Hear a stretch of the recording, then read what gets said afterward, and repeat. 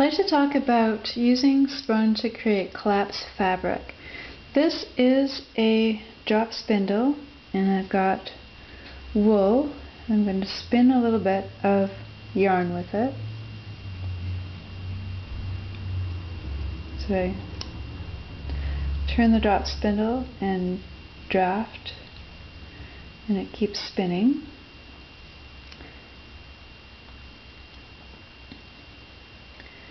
So we've got some yarn, and it has a lot of twist.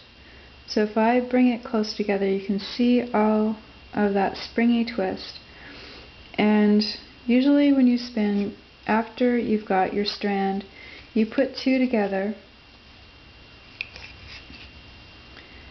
and then you have balanced yarn that you can knit with or weave with, or do sprung or embroidery or rug hooking, whatever you like. And you might play with the texture for different purposes, but you will start with a single strand that is very much full of energized twist, and you will ply it, put it together with another strand or more to balance it out.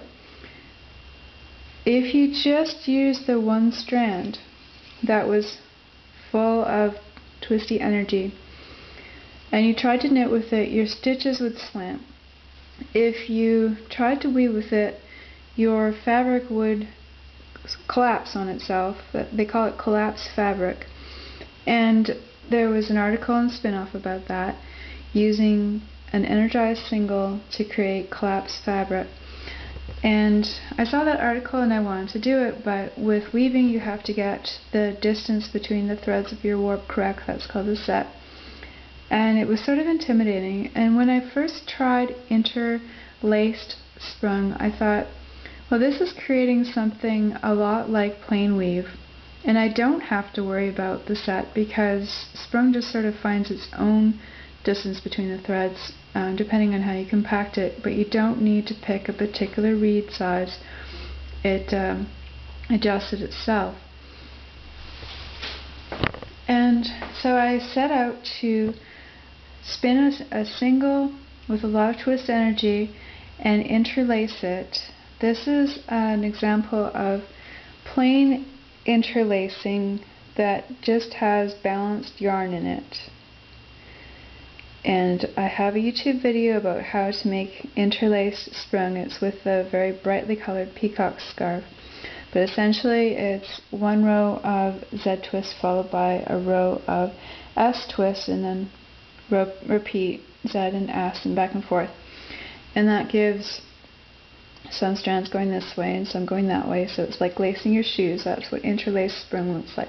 But if you take an energized single and you stretch it on your frame, you start here, you have to keep it on your spindle as you're warping. You warp directly on the frame and you hold it under tension so it doesn't kink up, and you just go top, bottom, around, and finish and start interlacing. And you do your interlacing and then you take it off. The fabric will collapse in on itself and crinkle, and if your single has been under tension for a day or so, the twist may have set, just like your hair when you have it in curlers and it dries and it sets. You may have to wash it again to really get that twist to crinkle up, but the result is very interesting. It's got a texture, so I will now show that to you. And I will pull it. You can see it's just crinkly. And that's collapse fabric. The meeting line is on the other side, so it would have been made like this. And then with the meeting line, I did not cut it, I just knotted it into a fringe. And I don't know if you can tell, but the fringe has about 4 loops of energized singles, and they're just all curling around each other, and that's also quite interesting. But that is a piece of collapse fabric interlaced sprung. And as far as I know, I don't know if anybody else has tried that.